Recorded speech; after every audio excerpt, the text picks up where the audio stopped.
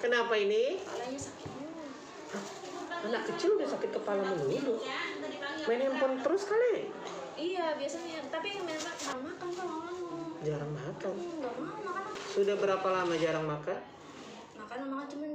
Tong, kenapa nggak mau makan? Nggak enak masakan maminya? Hah? Atau pengen makan di luar aja?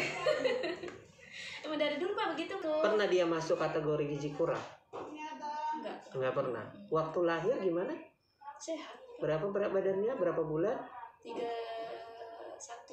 31. Kalau sakit kepala itu terus menerus atau hilang sebentar nanti muncul lagi, Enggak, hilang sebentar? Pasti kalau badannya panas, kepalanya sakit Pak. Kalau lagi panas, kalau nggak panas, Enggak. seberapa sering dia panas? Jarang sih dia sakit maksudnya gitu. Gimana Kalau sih? sakit doang Pak maksudnya. Terus sekarang lagi pening, Iya lagi sakit lagi semalam kepalanya sakit. Saya pengen Bodrexin. tapi hilang. Hilang. Habis itu muncul lagi. Ya ntar begitu lagi. Oke. Badan lagi semalam. Sering pilek atau gimana? Begitu.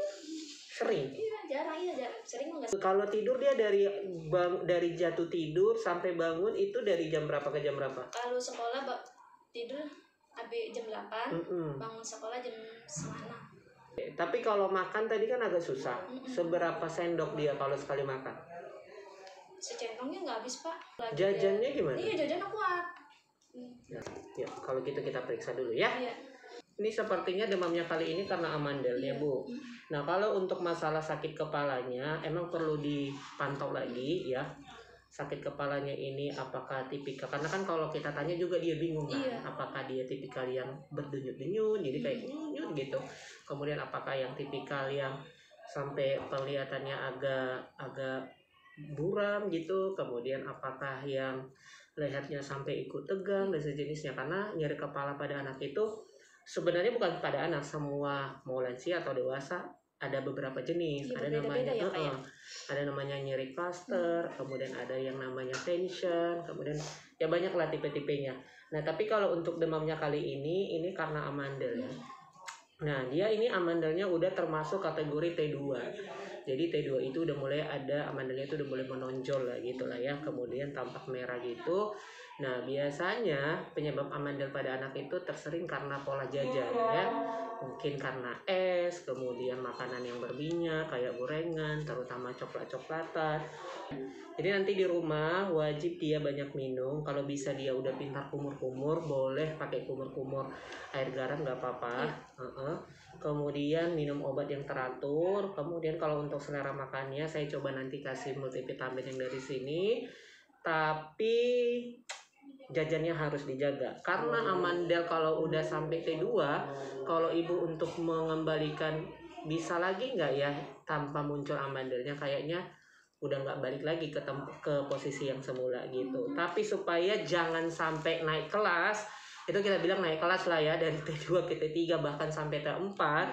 Karena kalau dia udah sampai T4 bahkan anaknya sudah mengorok dan sebentar-sebentar bangun tertidur terbangun gitu, itu berarti sudah ada penyumbatan di bagian lehernya. Nah, kalau udah sampai tahap itu biasanya anaknya harus dioperasi ya, supaya jangan, ini kan anaknya masih kecil banget ya Bu. Iya. Mungkin ibu yang harus ngerem jajannya ya, mungkin ibu larang. Tadi kan udah dijelasin nih terutama amandelnya tadi. Iya kan namanya dia sekolah apa kan kita nggak tahu. Nah, Dia diingatin sekolahan. itu boleh jajan tapi Bilang jangan es ya Iya, gitu. dia Amandel itu kalau udah T2 itu nggak bisa lagi, pasti dia akan bengkak tapi nggak meradang dan nggak memerah. Ini baru Intinya mah kalau dicari alasan ke belakang agak susah ya. Intinya mulai dari sekarang diperbaikin pola jajannya. Oke? Nanti saya kasih obat radangnya sama obat amandel. Ada lagi yang mau ditanya? Cukup?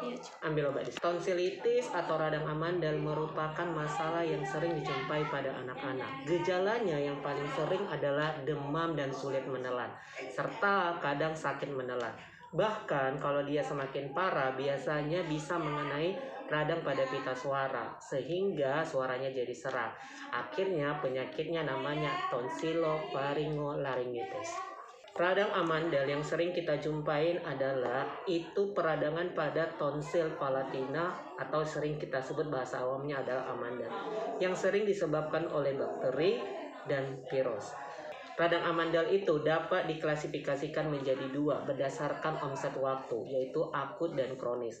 Dikatakan akut apabila keluhan yang dirasakan kurang dari 3 bulan, sementara kalau dikatakan kronis apabila keluhannya di atas 3 bulan.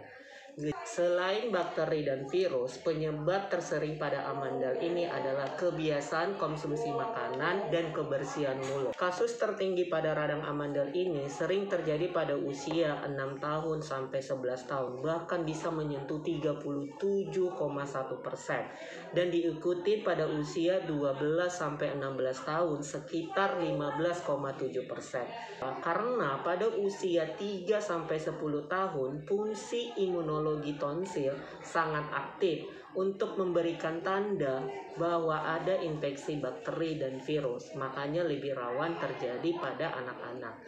Fungsi tonsil akan menurun di usia 15 tahun. Kebiasaan konsumsi makanan merupakan salah satu faktor yang dapat menimbulkan radang amandel. Di antaranya, makanan yang mengandung banyak minyak, penyedap rasa, pengawet, minuman dingin, dan makanan yang tidak bersih.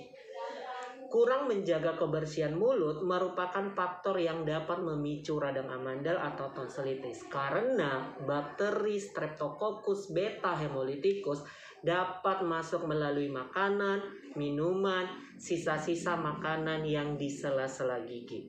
Jadi, untuk anak-anak, rajin-rajin sikat gigi setelah makan dan sebelum tidur 2 kali sehari.